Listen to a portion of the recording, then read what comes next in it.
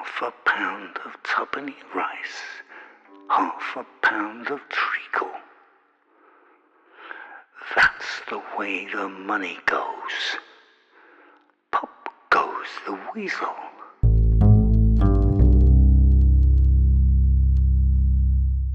My story really is going back to, I guess, my humble beginnings in a dysfunctional family with no dad, with a sailor granddad with tattoos and a very liberal mum. And the schools and the canings and the beatings and the punks and the rockers and the Teds, all that stuff, leading up to when I met Lee Childers, to where I ended up and where I ended up now. It's been such a colourful life. I was raised by drag queens and transvestites and around hookers and drug dealers and crazy people my whole life, even from my childhood. Quite often have a trouble relating to anything that's slightly normal. Lee Black Childers really made me. He changed my life.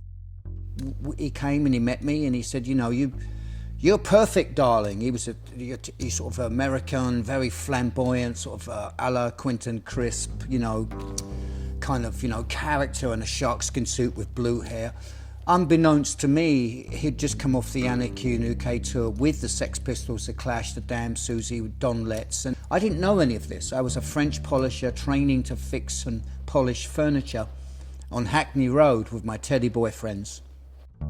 Lee introduced me to that, and he said to me, I remember the first time I met him, he said, you're perfect for this band. Do you want to be in this band? Do you play anything? And I said, no, I don't really. I don't play anything. He said, well, what do you want to play? And I said, I don't know. He said, well, make up your mind, darling. Bass or drums? And I said, oh, bass, what's the difference? He said, well, drums, you're going to be sort of back of the stage, and then bass, you're going to be in the front. And I said, well, is there a difference with the audience? He said, well, if you're up the front in the bass, you're probably going to get, you know, more girls look at you. I said, bass.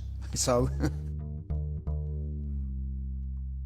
Lee said to us one day, he said, I'm going to introduce you to one of my mates. And I said, okay, nice. He said, he's got food and he's famous and we can all go up there. We introduced to everyone and we see the banquet, and that's demolished by the band in total Essex style, you know, ham in the pockets, hot dogs in the pockets. And then next thing I know, Andy's like right in front of me. Oh, you're fascinating, you're wonderful. Oh, you look like a boy and a girl and you got tattoos, you're fantastic. Can I take your picture? And I said, I thought, yeah. Then he said to me, he said, do you mind taking your shirt off? I instantly went into this mode of like, you know, back in Essex, like, you know, someone asks you to take your shirt off, you think he's going to have a, you know, his hands up your bum or something, you know. So, and then he said, will you take your shirt off? And I said, well, you got to give me something. You said you do all these things. What are you going to give me? He said, what do you want? I said, I don't know. Food was all right, but what about a book or something? And he sort of flicked his fingers, and then some little minion come running in with a book, and Andy just signed it like this. You know, did a couple of pictures of me. It was one of many photo sessions I had with Andy, and we used to actually, he'd always invite us up to go and eat there. He was quite a cool bloke, really. Was a cool bloke. I miss him. I see my manager having a hissy fit in the background, waving his arms, and on the way down the stairs, he said to me, Smuddy, he said, only you would ask Andy Warhol what he did and what he was going to give you to take your shirt off. And he said, that's why he will like you. Well, basically, what I need to do, I think now that I'm older and I've done all this stuff, have quite more than a colourful life with many exploits and adventures and misadventures and ups and downs, the full roller coaster of emotions and wives and ex-wives and tours and bands.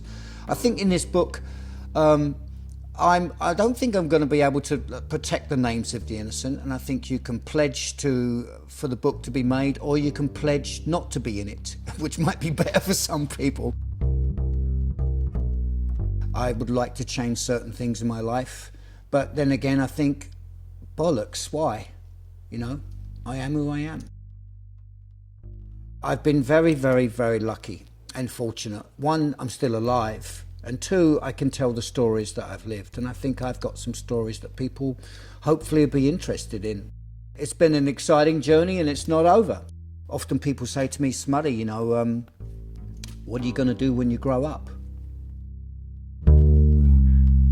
Oranges and lemons, say the bells of St. Clement's. You owe me 5 farthings, said the bells of St.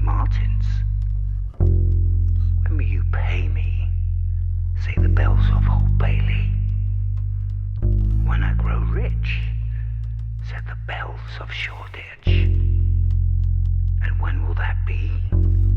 Say the bells of Stepney. I do not know.